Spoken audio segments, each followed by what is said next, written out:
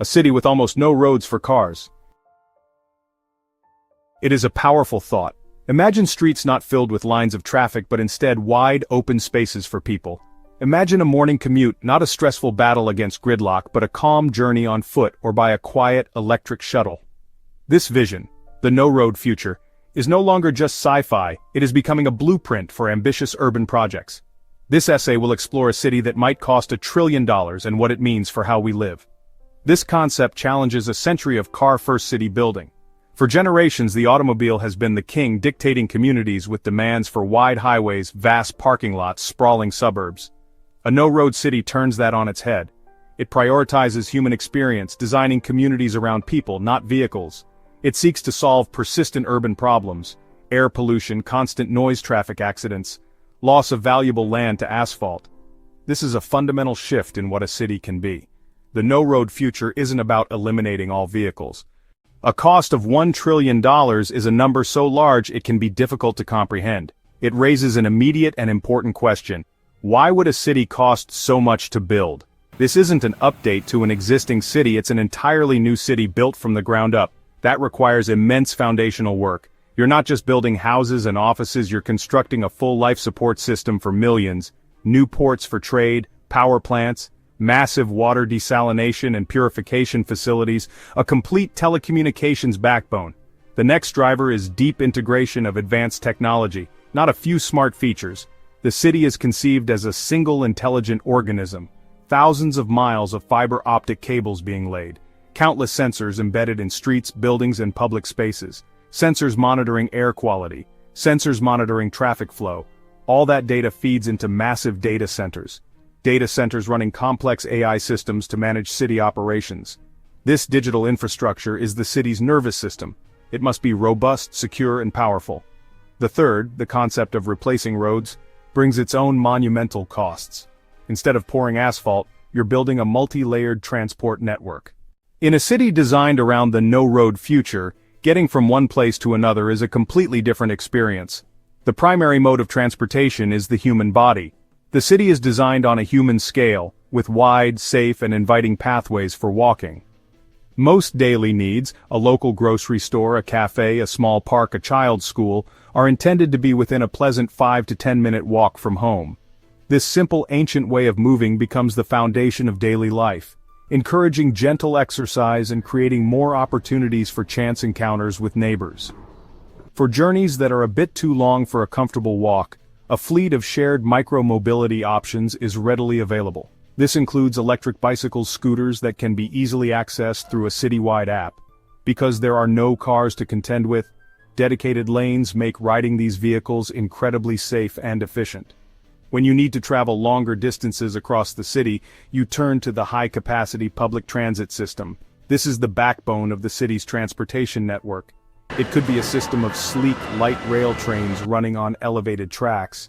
Or it might be a network of autonomous high-speed pods that travel through the underground tunnels, whisking people from one major hub to another in a matter of minutes. Imagine waking up in the morning in a no-road city. The sounds you hear are not the distant roar of a highway or the blare of car horns, but the gentle hum of the city and the chirping of birds in the nearby park. Your home might be in a mid-rise building that overlooks a green courtyard or a bustling pedestrian plaza. You decide to get some fresh bread for breakfast, so you take a short 5-minute walk to the local bakery, greeting neighbors along the way. The streets are alive with people starting their day, some cycling to a nearby office, others walking their children to school along safe, car-free paths. The air feels cleaner and crisper. Work life is also transformed.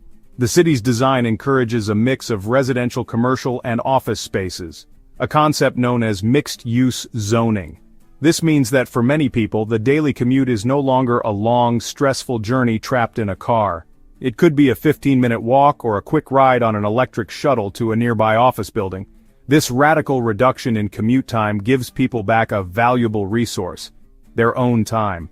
It means more time for family, for hobbies, for rest, or for community activities. It fundamentally changes the work-life balance for the better. In a conventional city, a huge amount of land is sacrificed for the sake of cars, roads, highways, interchanges, parking lots. This can consume up to 1/3 of the total urban area. The no-road future reclaims this enormous amount of space and gives it back to people and nature. Instead of asphalt, you find lush parks, vibrant public plazas, green corridors weaving through the urban landscape. This abundance of green space is a core part of the city's design. It provides places for recreation spaces for relaxation and spots for community gathering, improving the quality of life for every resident. The design philosophy emphasizes bringing nature into the heart of the city. No matter where you live, you're never more than a few minutes walk from a park or a garden. These green spaces can take many forms. There are large, central parks that serve as the city's lungs, offering fields for sports trails for running and lakes for quiet contemplation. There are also pocket parks tucked into neighborhoods' community gardens where residents grow their own food and vertical gardens that climb the sides of buildings. This network helps to cool the city. Section 6. The New Economy. Jobs in a no-road city. The construction of a trillion-dollar city represents one of the largest job creation projects imaginable. The initial phase of building requires a massive workforce. Thousands of construction workers mobilize on site, build the tunnels, lay the tracks, erect the buildings. It also requires a huge number of highly skilled professionals: architects, urban planners, civil engineers, environmental scientists. These professionals collaborating on design and systems. The initial boom is a powerful economic engine. Growth spills into materials manufacturing and logistics. Once built, the economy shifts from construction to innovation and services. Advanced infrastructure attracts technology companies, artificial intelligence companies, robotics firms, sustainable energy companies, data analytics firms. The city becomes a living laboratory for testing new systems. High-paying jobs, software developers, data scientists, network engineers, technicians maintain autonomous pods and electric shuttles. Operators monitor transit from central control centers. Logistics specialists manage goods through underground tunnels. Section 7. Safety, health, and well-being. One of the most immediate and profound benefits of a no-road future is a dramatic improvement in public safety. In most cities around the world, traffic accidents are a leading cause of injury and death.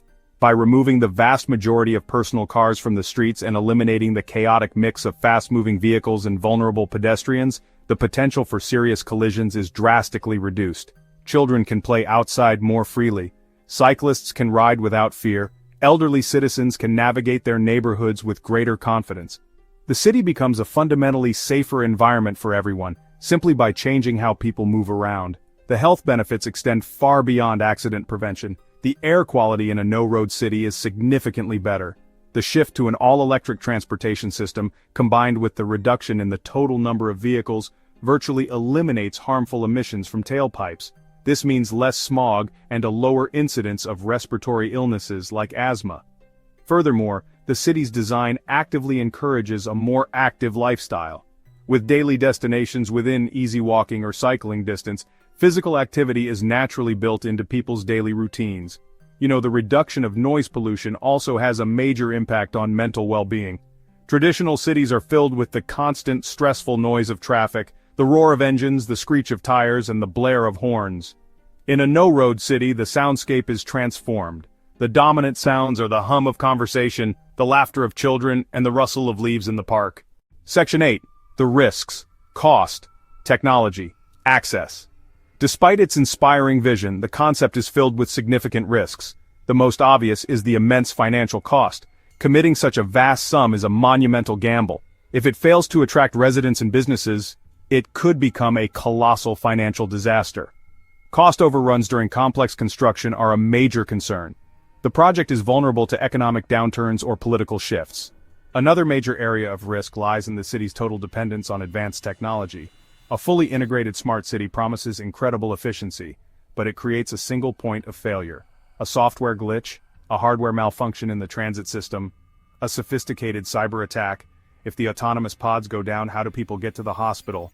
If the logistics network is hacked, how do stores get restocked? The city must invest heavily in redundant systems, robust cybersecurity, non-digital backup plans. There is also a significant social risk. A high-tech premium city can become an exclusive enclave for the wealthy. High costs could push out lower and middle-income residents.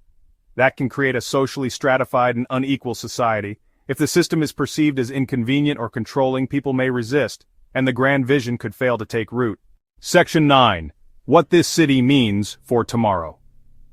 The no-road future embodied by this trillion-dollar city is more than an ambitious construction project. It is a profound statement about the future we want to build. It forces us to confront the legacy of the 20th century city, designed around the needs of the automobile, and ask if there is a better way.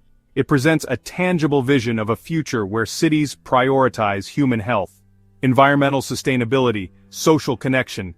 It shows that with bold design, advanced technology, deliberate policy choices, we can fundamentally reshape our urban environments to create safer streets, cleaner air, more vibrant communities. This city serves as a large-scale experiment, a living laboratory for the world. If it succeeds even partially, its influence could be immense.